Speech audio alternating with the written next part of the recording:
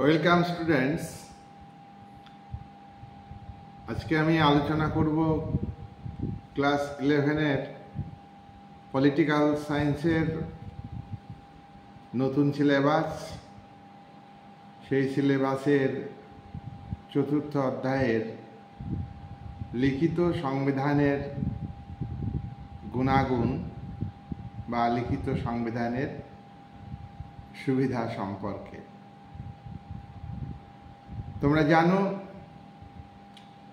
সংবিধানকে লিখিত এবং অলিখিত এই দুই ভাগে ভাগ করা হয়েছে। আমরা আজকের ভিডিওতে আলোচনা করব লিখিত সংবিধানের গুণগুলি সম্পর্কে। লিখিত সংবিধানের অনেকগুলো গুণ আছে বা সুবিধা আছে।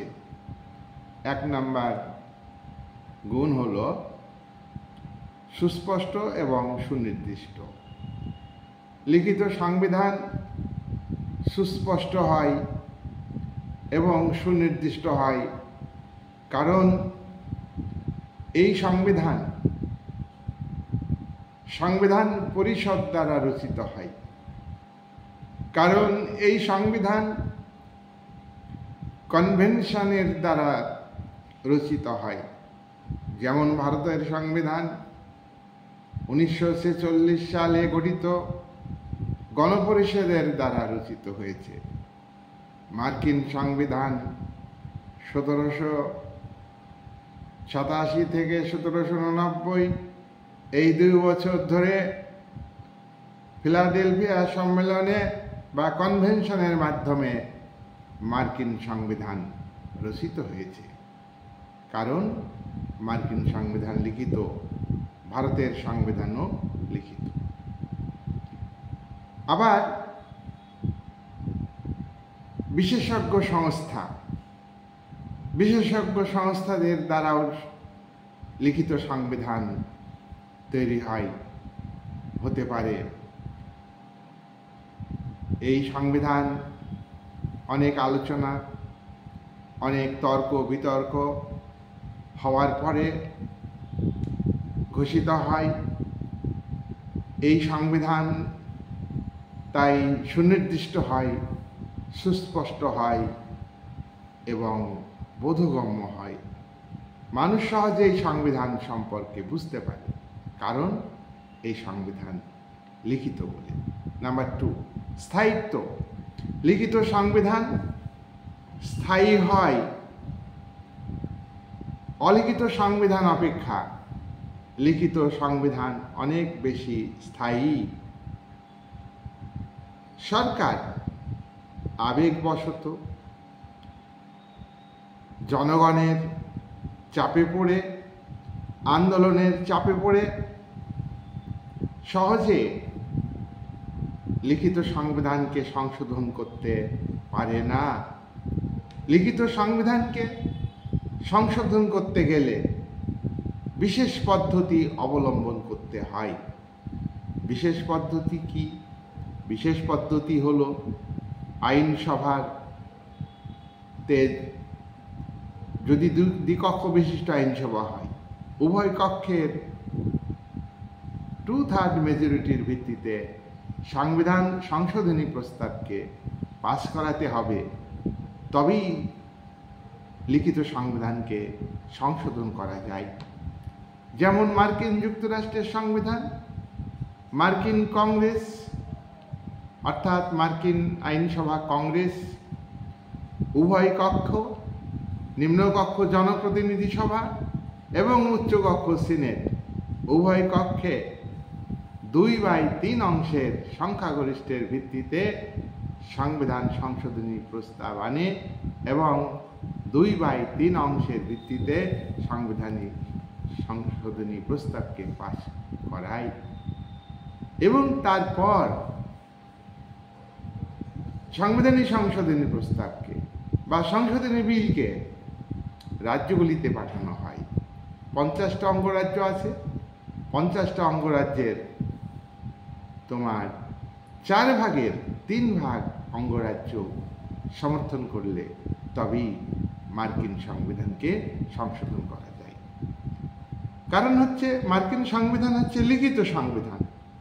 সংবিধানে এই পদ্ধতির কথা উল্লেখ আছে, লেখা আছে, এবং বিশেষ পদ্ধতিতে সংবিধান সংশোধিত হয়। নাম্বার 3, লিখিত সংবিধানের আরেকটা সুবিধা, 3 নম্বর সুবিধা, গণতন্ত্রের স্বরূপ বজায় থাকে। সংবিধান লিখিত হলে রাষ্ট্রের বা জনগণের মৌলিক অধিকার সংবিধানে লিপিবদ্ধ থাকে। সরকার মৌলিক অধিকারকে ইচ্ছামতো কেড়ে নিতে পারে না। সরকার সহজে স্বৈরাচারী হতে পারে না। তার কারণ সরকারকে সংবিধান অনুযায়ী কাজ করতে হয়। জনগণের অধিকারের উপর হস্তক্ষেপ করতে পারে না। তাই লিখিত সংবিধান হলে গণতন্ত্রের স্বরূপ বজায় থাকে। 4 নম্বর পয়েন্ট। 4 নম্বর গুণ কি লিখিত সংবিধানের? যুক্তরাষ্ট্রীয় ব্যবস্থাতে লিখিত সংবিধানের সাফল্য বেশি। তোমরা কথা জানো, সরকারকে এক কেন্দ্রিক সরকার যুক্তরাষ্ট্রীয় সরকার বলে। যুক্তরাষ্ট্রীয় সরকার হচ্ছে জাতীয় স্বার্থ, সারা দেশের স্বার্থ এবং বিভিন্ন আঞ্চলিক স্বার্থের মধ্যে সমন্বয় সাধিত হয় এবং উভয় ধরনের, একদিকে কেন্দ্রীয় সরকার, অন্যদিকে আঞ্চলিক সরকার গঠিত হয়। এইভাবে সরকার গঠিত হলে তাকে বলে যুক্তরাষ্ট্রীয় সরকার। এই যুক্তরাষ্ট্রীয় সরকার হলে সংবিধান লিখিত হয়। তার কারণ যুক্তরাষ্ট্রীয় ব্যবস্থাতে সংবিধানে লেখা থাকে কেন্দ্রের ক্ষমতা এবং রাজ্যগুলির ক্ষমতা। কেন্দ্র এবং রাজ্যের মধ্যে লিখিত সংবিধান অনুযায়ী ক্ষমতা বণ্টিত হয়। কেন্দ্রীয় সরকার স্বৈরাচারী হতে পারে না। কেন্দ্রীয় সরকার ইচ্ছা মতো চলতে পারে না।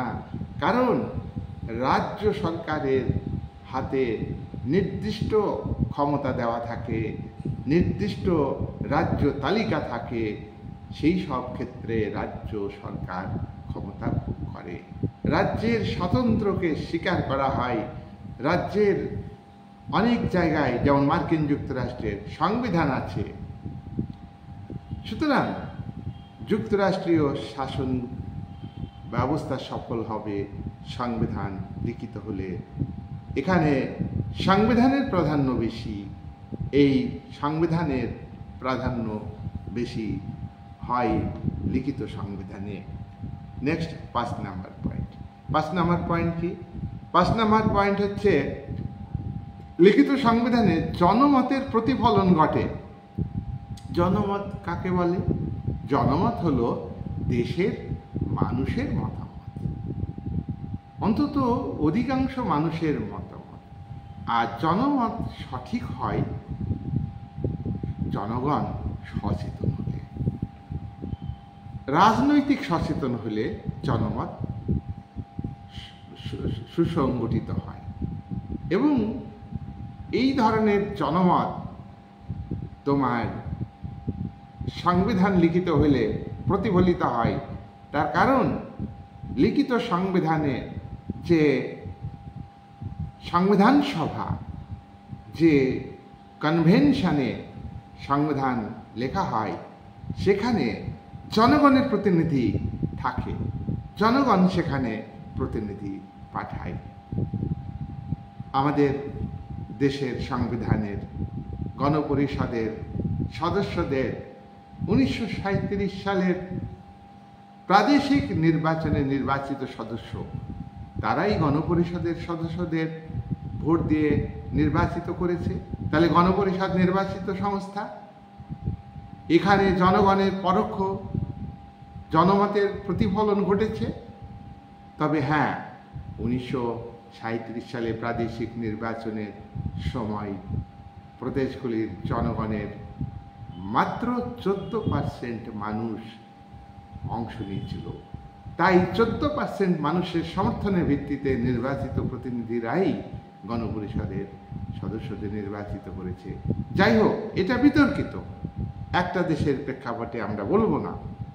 জনমতের প্রতিফলন ঘটে লিখিত সংবিধানে, কারণ সংবিধান যারা লেখেন তারা কিন্তু জনগণের প্রতিনিধি। তাই তাদের মধ্য দিয়ে, প্রতিনিধির মাধ্যমে জনগণের মতামত এই লিখিত সংবিধানে স্থান পায়। 6 নম্বর পয়েন্ট। 6 নম্বর পয়েন্ট কি? 6 নম্বর পয়েন্ট, খুশুজা বিচার বিভাগকে পক্ষপাতমূলক কাজ করতে দেওয়া হয় না। সংবিধান যদি লিখিত হয়, সেখানে বিচার বিভাগের ক্ষমতা নির্দিষ্ট থাকে, সেখানে আইন বিভাগের ক্ষমতা নির্দিষ্ট থাকে, সরকার বা শাসন বিভাগের ক্ষমতা নির্দিষ্ট থাকে। তাই বিচার বিভাগকে পক্ষপাতমূলক বিচার করতে দেওয়া হয় না, কারণ এখানে লিখিত সংবিধান আছে। প্রত্যেকটা বিভাগ যাতে সুষ্ঠুভাবে কাজ করতে পারে সেদিকে লক্ষ্য রাখা হয়। বিচার বিভাগের স্বাধীনতা, নিরপেক্ষতার কথা সংবিধানেই লেখা থাকে।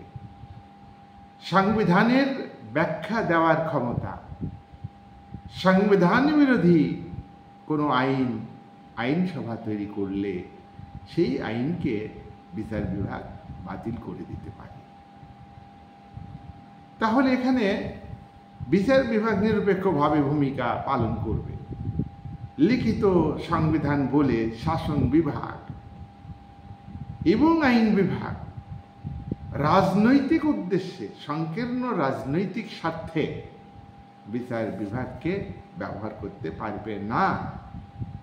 অন্যদিকে সংবিধানে বিচার বিভাগের দায়িত্ব, কর্তব্য, বিচার বিভাগের ভূমিকা সংবিধানের ধারাতে উল্লেখ থাকে, লেখা থাকে। তাই বিচার বিভাগ, বিচারপতিরা নিরপেক্ষভাবে, স্বাধীনভাবে, সাহসিকতার সঙ্গে, সততার সঙ্গে তারা বিচার কার্য সম্পাদন করে। তাহলে আমরা 6টা পয়েন্ট আলোচনা করলাম। সংবিধান লিখিত হলে ঠিকই সুবিধা। তোমরা এমসিকিউ পারবে, ভিডিও শুনলেই কিন্তু এমসিকিউ পারবে, আর বইটা রিডিং পড়ে নিবে। তাই আমরা লিখিত সংবিধানের অপশান দিয়ে কোনো কোশ্চেন আসলে নিশ্চয়ই তোমরা বলতে পারবে। যেমন সংবিধান, লিখিত সংবিধান নির্দিষ্ট সুস্পষ্ট অপশান দেওয়া থাকবে, অন্যান্য অপশান দেওয়া থাকবে, এবং সেখানে লিখিত সংবিধান, শাসনতান্ত্রিক রীতিনীতি, কনভেনশন থাকলো, 2টো অপশান থাকলো, আরও অপশান থাকবে। তাহলে তোমরা কিন্তু এমসিকিউ সব পেরে যাবে। যাই হোক, আমি ভিডিও এখন থেকে ছোট ছোট করে তৈরি করছি, তোমরা ধৈর্য হারাবে না। তোমরা খুবই ভালো, তোমরা ভিডিও শুনছো, এবং যারা এখনও আমার চ্যানেলকে সাবস্ক্রাইব করোনি তারা কিন্তু সাবস্ক্রাইব করবে, শেয়ার করবে, লাইক করবে। এই বলে আজকে আমি আলোচনাটা শেষ করছি। Good night.